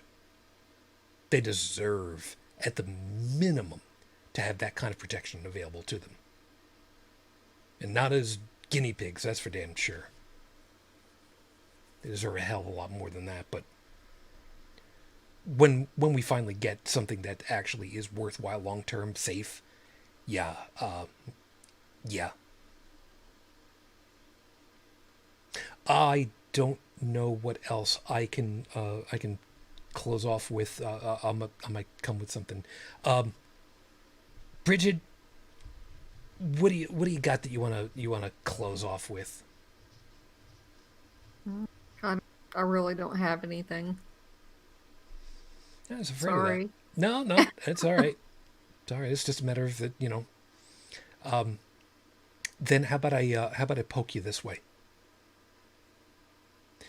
As ex-military, you already said that you wish that you were on the line with those guys, the vets in the front line, as another layer of the wall. The idea that this Navy guy went up and wanted to ask them, do you really think that you are following your oath of office? As ex-military yourself, do you think that that was worth getting beat for? He shouldn't have gotten beaten for that. And that's a legitimate question. I would be asking that myself. First Amendment rights are very important and they're being violated left and right, especially by this administration.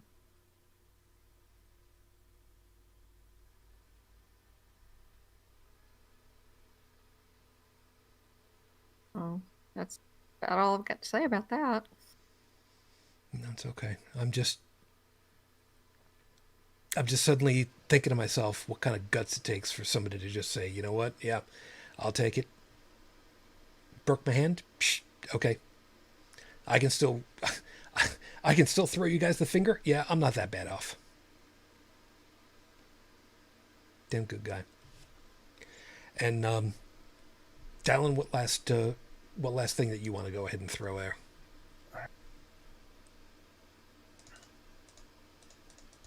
I don't know. Trying real hard to stay hopeful that somehow this will all get resolved, but I gotta tell you guys, I've never seen so much hold my beer for how worse can it possibly get as of late. I would say to anybody that's saying, talking about how masks are bad or masks are this or masks are that or the vaccine's going to be this or the vaccine's going to be that. You're in your right to say it, but I'm also in my right to basically shoot you down, call you on it, and call you an ignorant moron. And I'm going to keep doing it because in my state, I refuse to end up like Larry because you're worried of a little condensation around your mouth. Or you know what, better yet, if you don't want to wear a mask, fine. Stay home so I don't have to look at your ugly face. Let's just leave it at that.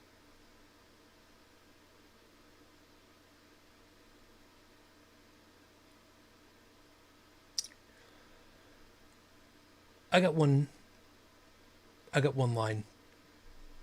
I got one quote that I was looking for that we've already alluded to, and we've used it before, and it seems only appropriate to close off tonight with it. Doesn't matter what the press says. Doesn't matter what the politicians or the mobs say. Doesn't matter if the whole country decides that something's wrong, that something wrong is something right. This nation was founded on one principle above all else, the requirement that we stand up for what we believe, no matter the odds or the consequences. When the mob and the press and the whole world tell you to move, your job is to plant yourself like a tree next to the river of truth and tell the whole world, no, you move. All you dads, all you moms, all you vets, all you white wall people, all of you that are standing up in front to protect those smaller voices, my hat's off to you. Please stay safe. Please stay safe. That's going to go ahead and close us off for tonight. Thank you very much for being with us, everybody. Hope that you found something worthwhile in all of our perspectives, as always, and you got something to think about for the remainder of the week. As always, I want to thank everybody for being with us tonight. So over in the live chat, Stephanie, Seeker, Doc, I know that you were out there probably still trying to find some booze. It's early yet. Rum. Well, it's Sunday. It doesn't really much matter. Have whatever it else is you got over there. I don't know who else is still over there, so if I missed somebody, I'm sorry, but thank you. Brigid, thank you very kindly. You take good care of yourself, and please stay safe. Too. Oh, come on, really? Don't make me do this. Don't make me beg. You want me to plug my blog? Of course I want you to. 2112.wordpress.com and fuck Mike Pence and fuck Trump. And Ball. And Bill. Fuck Bill Barr. And Mike Pompeo, fuck you too. And Stone. Sure, whoever it was that was swinging that baton. Yeah. All you guys that have shot out eyeballs, yeah, you too. Fuck you too. I'm sure we can keep coming up with others, but it's only a 2-hour show. I think that's pretty much good enough at this point. Dalan, thank you very kindly. Yeah, glad to be here. It's amazing how few F-bombs we dropped tonight, considering. I think we dropped more tonight than we did for the Power of 10 episode, come to think of it. Yeah, you're probably right. That says something right there, doesn't it? Anyways, for me, of course, I'm a little bit behind, I admit. Last week's weather was not very conducive to me doing much productive, so I apologize, but I should get the audio version of this show up and running and up to date over at holycrapthevlogcast.com. Hopefully by tomorrow, we shall see. For myself, of course, I got my own blog over at inthewind.yo5.ca, and my other little podcast project, The Kick in the Cast, over at podchaser.com/kickinthecast. It's a new link. I'm still getting used to it rolling off the tongue, as it were. Not a worry, man. And, of course, as always, thank you very kindly. Appreciate it. If you folks would like to join us, of course, all the information for us is over at holycrapthevlogcast.com, including all of our social links. You can grab over there. Please stop trying to use G+. It doesn't work anymore. Just no, don't worry about it. And the phone number, of course, if you'd like to leave a voicemail message, is, as usual, 859-HCTV-554, 859-428-8554. Please feel free to join us Tuesday night, 8 p.m. Eastern Time, for Holy Crap, the Phonecast, and we'll see if we can have a little bit of conversation that way, too. And we'll work it from there. It's hard to deal with all the stuff that's been going on. We know. So if you guys are finding it really difficult to deal with some stuff and you feel like you're being overloaded, you probably are. Take a little bit of time for yourself. Turn stuff off. Tune out for a while. Have a glass of milk and some cookies or something. Just don't worry about it for a little while. Yeah, there's a whole bunch of stuff going on. You're not going to miss out on too much. and you're not going to be able to do anything about it, really. So if you need to just chill out a while, it's okay. And we'll be here for you. As an aside, I haven't been plugging it either recently. If you feel that you need some downtime or some conversational time, please join us over on the Discord server. Thursdays, we do have COVID Thursdays. It's very unofficial, but if you need somebody to talk to for any reason on a Thursday evening, come join us and we'll see what we can do to help you out. And as usual this time of the season, for those of you that are going to be out on the water, on a boat, please do not drink and boat. If you want to drink and get drunk, fall down on the ground on dry land, that's fine. You bump your head, whatever. You fall down in the water, you're going to get swallowed whole. And that's just going to be a really, really bad day for everybody involved. Please, please don't do that. So, until the next time we get together, everyone, as always, I wish you all the peace I no longer have. I wish you the strength that I've learned. I wish you well. My lady, 15 years on, I am still in love with you. Mwah. Matane Fujin. I love you. I miss you. Dream of me. Till the next time we get together, everyone, as always, good night.